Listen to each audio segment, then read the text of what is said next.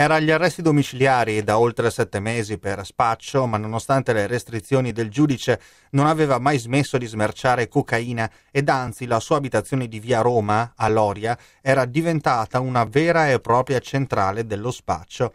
È stato nuovamente arrestato dai carabinieri di Riese Pio X un marocchino di 34 anni, Mohamed Abdoun. L'uomo si trova ora nel carcere di Santabona.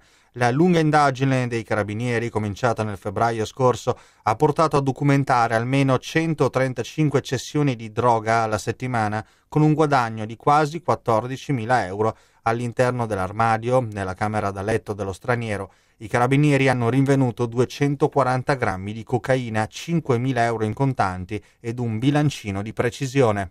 Nonostante fosse stato già arrestato per spaccio di stupefacenti, continuava nella sua fiorente attività nello spaccio di droga.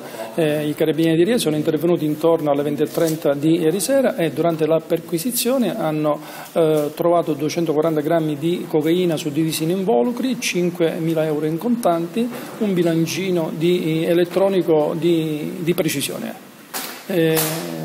Secondo una stima che abbiamo effettuato, il cittadino magrebino spacciava 135 dosi alla settimana per un guadagno di 13.500 euro. Adesso, dopo le formalità, è stato condotto presso il carcere Santabona di Treviso.